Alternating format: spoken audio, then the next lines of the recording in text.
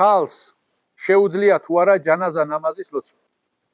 ძვირფასო მუსლიმებო, ისლამში არ არსებობს ისეთი ნამაზი, რომელიც მარტო კაცებისთვის იყოს, ან მარტო ქალებისთვის იყოს.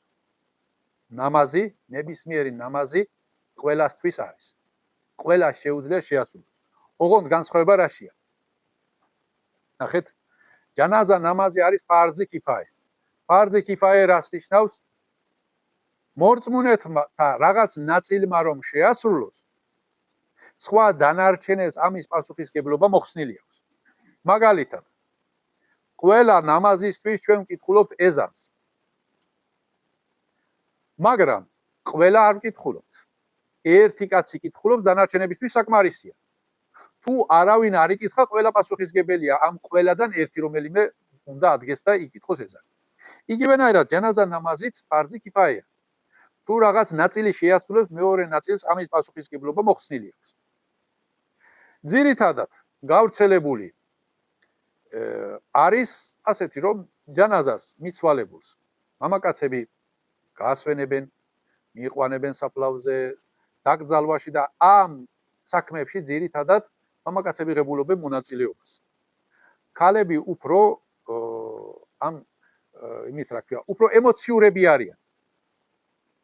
და უფრო მეტი გვესმის მათგან ტირილი, ენების მოთვლა, თმების და სამოსის გლეჯვა და ასე შემდეგ, რაც მოუწონარია შერიანით. აქედან გამომდინარე, ტრადიციულად ქალები ცოტა უფრო დისტანცირებული არიან ამ თემისგან. მაგრამ დაუშვათ, აბდესი აქვს. სამოსითაც ჩაცმული ლამაზად შერიათის შესაბამისად შემოსილია. მამაკაცებმა გააკეთეს საფი და იმის უკან სურვილი აქვს, რომ რამდენიმე ქალმა დადგეს და ილოცოს. არანაირი პრობლემა არ არის. დადგებიან და ილოცავენ. დიახ. ამის შესახებ შუამალ ალეისალათუესალამის დროს, საჰაბეების დროს, ქალები რომ ლოცულობდნენ, ძალიან ბევრი გადმოცემა არის ჰადისის ლიტერატურაში. ამას არაფერი არ უშლის ხელს, არავინ არ უგზავნოს. ასევე ჯუმა ნამაზიც.